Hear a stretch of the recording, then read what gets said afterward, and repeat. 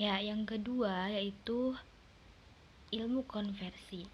Dimana setelah kita mendatangkan gerombolan orang dari followers, subscriber, visitor, member kita, kita harus mengkonversikannya menjadi seseorang pembeli atau buyer. Ilmu konversi ini juga macam-macam teman-teman. Ada yang namanya ilmu copywriting, ada juga yang disebut cover selling, storytelling, NLP, hipnosis, dan lain-lain. Nah, ini yang mesti kita pelajari. Saran saya untuk konversi ini harus kita pelajari semuanya, tapi caranya pelajari bertahap ya. Jangan sampai kita pelajari satu waktu semuanya. Bingung nanti kitanya. Nah, jadi satu-satu dulu. Kayak misalkan hari ini saya mau pelajari tentang ilmu copywriting. Karena ketika saya nanti membuat kata-kata atau caption itu harus menjual. Tidak ngasal ya. Males banget kalau misalkan banyak broadcast yang ngasal jualannya. Ya enggak? Mungkin teman-teman juga seperti itu. Nah, itu belajarnya copywriting. Ada juga cover selling. Cover selling itu adalah jualan yang terselubung. Jadi misalkan gini, teman-teman itu bikin apa sih namanya? Bikin caption tapi yang carousel gitu loh. Ya seperti digeser gitu kan ya. Itu penasaran gak sih buat kalian? Kalau menurut aku sih itu penasaran. Jadi kayak misalkan gini, yang pertama, slide pertama adalah gimana cara diet 1 hari. Slide kedua, caranya adalah ambil 1 gelas susu. Yang ketiga, slide ketiga, bla bla bla. Yang slide keempat, bla bla bla. Slide kelima. Jadi untuk bisa menjadi diet 1 hari, teman-teman bisa membeli lalalala. Itu kan jualan ya, terselubung gitu kan. Tadinya di depan semacam tips gitu kan. Lama-lama jualan. Nah, itu namanya co-selling gitu kan. Terus storytellingnya itu mungkin lebih ke banyak cerita gitu kan. Kalian harus menceritakan usaha kalian itu seperti apa dan lain-lain. Nah, kalian harus cari dulu yang paling urgent. Yang paling urgent itu apa nih? Apakah copywriting dulu, cover selling dulu, atau storytelling bahkan, atau hipnosis? Jadi jangan sampai kalian yang jangan sampai kalau yang buat dipahami saat ini bukan yang kayaknya butuh gitu. Jadi misal lagi butuh ilmu copywriting buat caption, eh, planning, tapi planningnya bukan belajar itu gitu kan.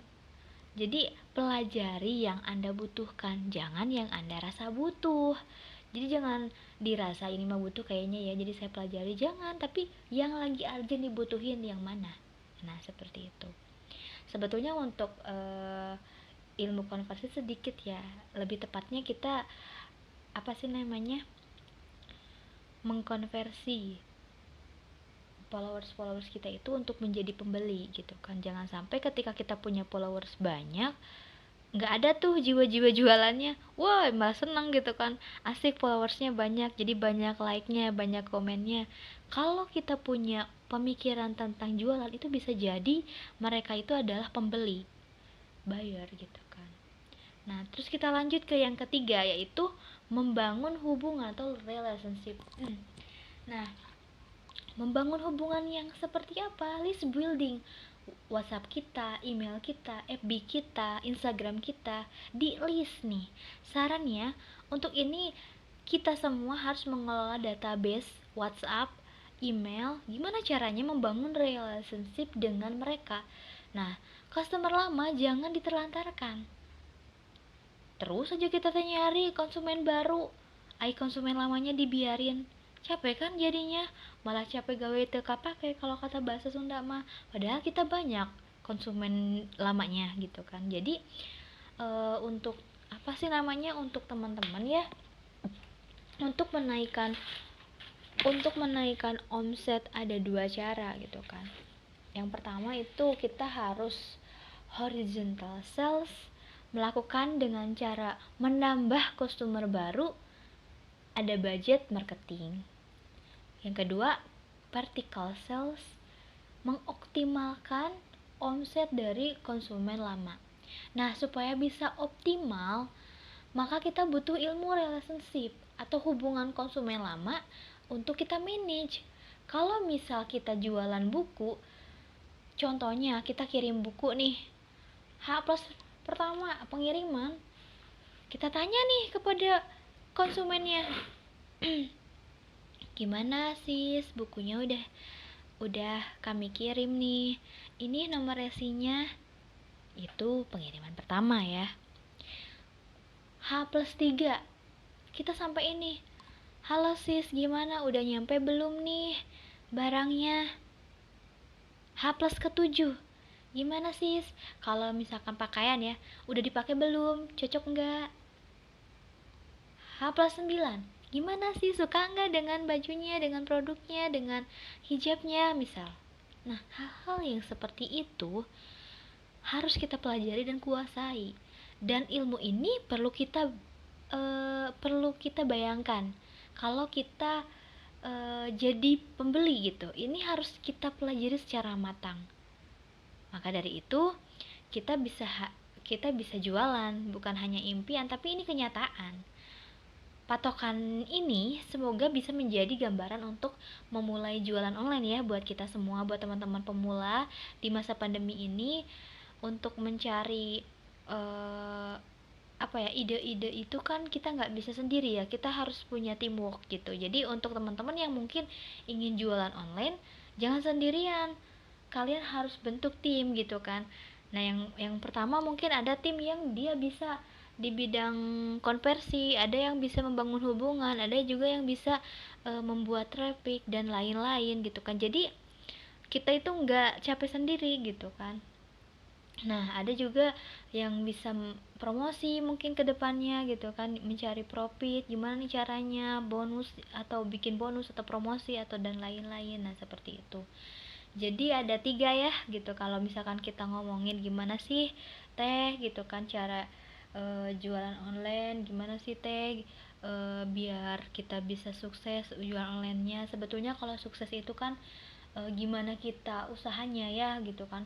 Tapi kalau saya lebih apa ya, mungkin ini lebih ke sharing memulai bisnis online di masa pandemi, yang memang kita tidak punya usaha awalnya, atau kita punya usaha sebelumnya tapi kita offline gitu kan. Yang pertama kita harus punya tiga tiga ilmu dulu tuh. Yang tadi ilmu traffic, gimana caranya mendatangkan orang di jualan kita atau di media kita. Yang kedua, konversikan, harus kita konversikan mana yang akan menjadi pembeli, mana yang cuma dia mah followers biasa aja, cuma nge-follow doang gitu, suka. Dan terus yang ketiga, gimana caranya kita memanage orang-orang yang sudah memfollow kita, yang sudah ada di gundukannya gitu kan, gundukan. Ya, kalau saya sih bilangnya gundukan. Jadi kalau saya tuh biasanya memancing orang-orang untuk datang dulu di media saya. Setelah itu saya petakan dulu, oh kalau di media yang ini mah mereka sukanya foto-foto saya, berarti saya mau jualan jasa foto atau atau saya mah mau bisnisnya edit foto misalkan gitu. Ada juga saya bikin misalkan Instagram yang saya tuh suka nge-review makanan. Nah, saya udah petakan sendiri, orang-orang yang follow ini media berarti mereka suka dengan makanan, suka kuliner, suka membeli makanan, suka mencicipi makanan, suka masak makanan dan lain-lain. Jadi begitu ya teman-teman. Mungkin saya cukupkan dulu untuk sharing bisnis masa pandemi. Mungkin alangkah baiknya mungkin setelah ini kita diskusi aja ya gitu kan. Jadi saya serahkan lagi kepada moderator, mangga, biar waktunya tidak terlalu lama ya gitu kan. Nanti mungkin kalau ada pertanyaan kita buka beberapa pertanyaan gitu mungkin ya. Dari saya mohon maaf apabila banyak kesalahan kata, dan apabila ada ilmu yang didapat ya alhamdulillah itu dari Allah ya gitu kan, yang membuat saya bisa menyampaikan materinya gitu kan. Mudah-mudahan ini bisa bermanfaat buat kita semua gitu.